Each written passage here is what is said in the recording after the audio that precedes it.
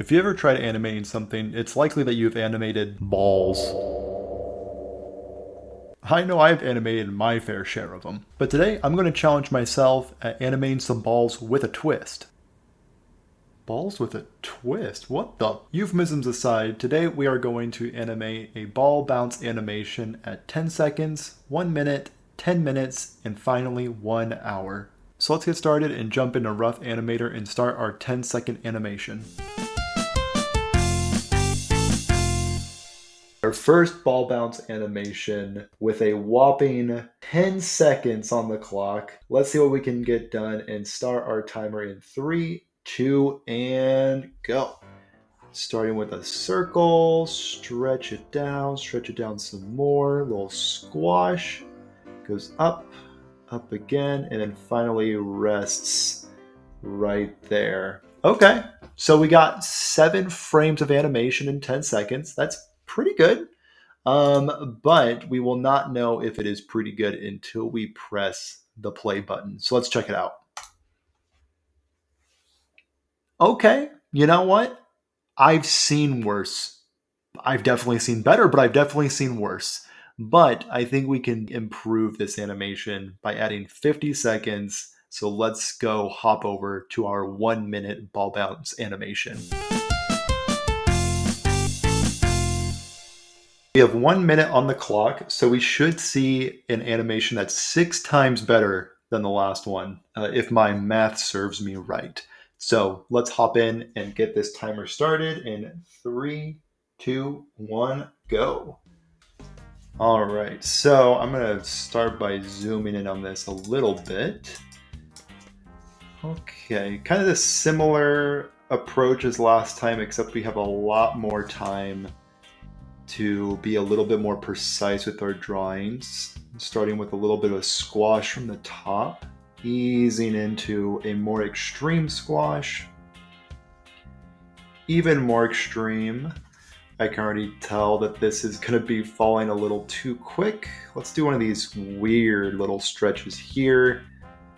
Full squash. Let's just make the ball a little gooey, like it sticks to the ground a little bit. Oh yeah, there we go. And since it's stuck to the ground a little bit, it's not gonna jump up very high. Right there. And I'm gonna take some creative liberties and finish out this frame. So let's call this a 1 minute and 5 seconds animation. All right, I think that turned out pretty well. We got some more frames in there. The ball acted a little bit more differently. Looks like the size consistencies were definitely a lot better than our 10-second animation. But let's see how this turned out by clicking on the play button. Oh, that's so much better. So we can see that there is a lot more squashing and stretching. That stickiness of the ball at the bottom is properly conveyed. Ideally, I'd have a couple more frames there at the bottom to finish out the movement, but for 1 minute, I'm not mad at this one. I think it turned out pretty good.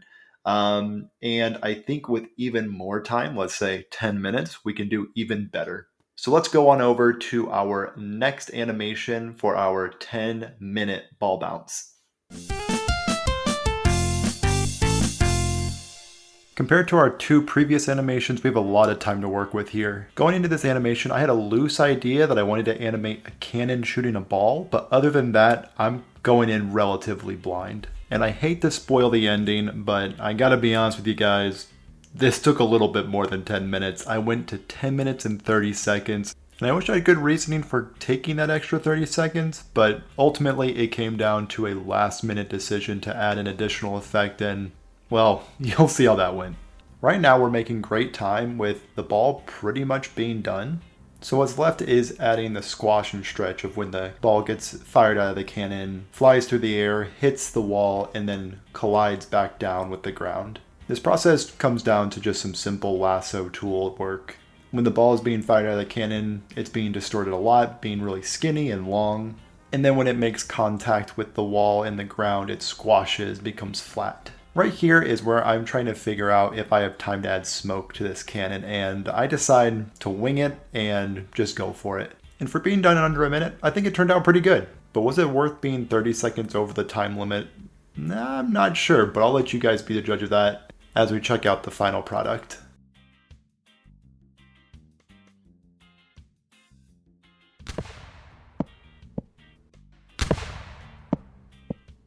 Now I absolutely do think this is a better animation than the 1 minute one. There are just a few things that stand out to me that could be improved. The thing that could be improved the most is, well, obviously that smoke animation.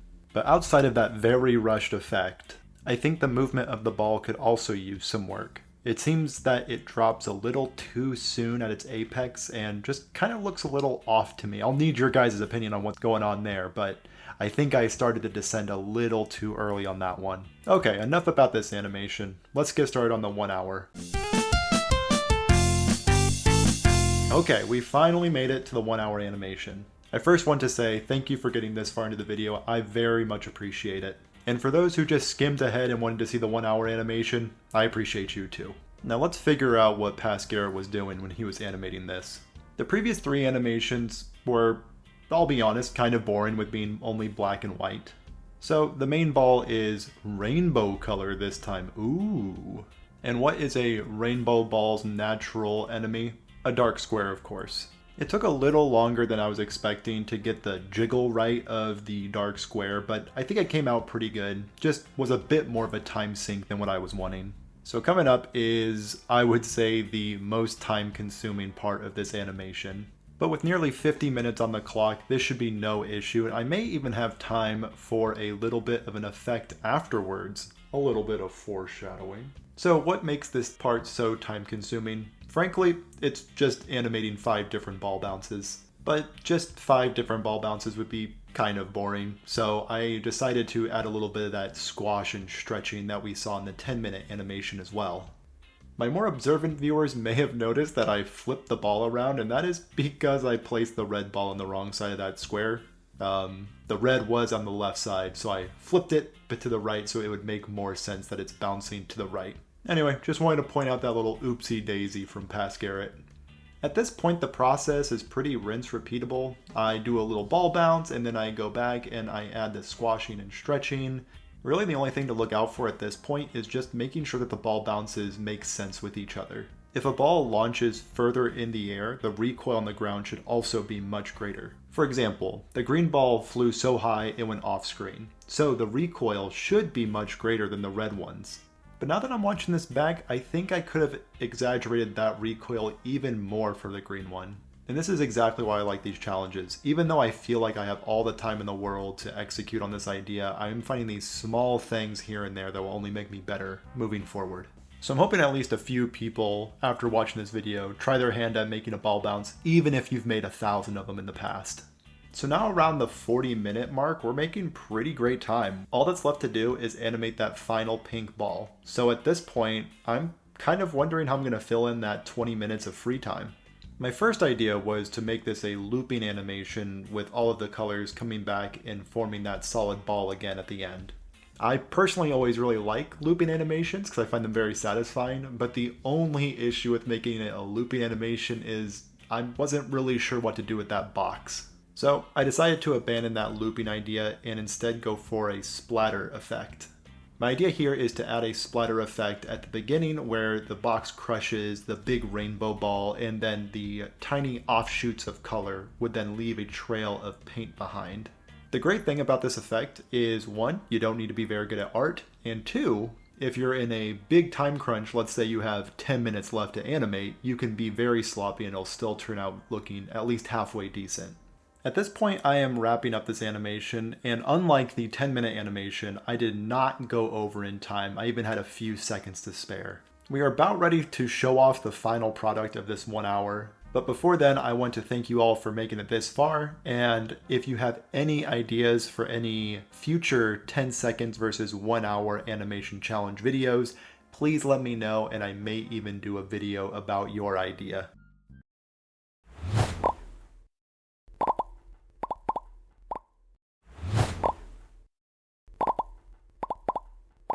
So there you have it, 4 different ball bounce animations at 4 different time frames. Now I know it sounds like an obvious choice, but that 1 hour animation is by far my most favorite of the 4.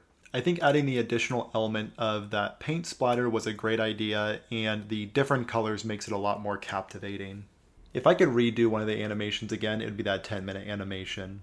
I think I could nail that smoke if I had just a few more minutes, and I would like to go back and change the arc of that ball bounce. And for the 10-second and 1-minute animation, I wish I had more notes, but they were kind of just very bare bones, so not much to say about those ones. If you enjoyed that animation challenge and would like to see more like it in the future, please consider subscribing. I know every content creator says it helps a lot, but it truly does help a lot. Anyway, that is all I have for today. Have a good one.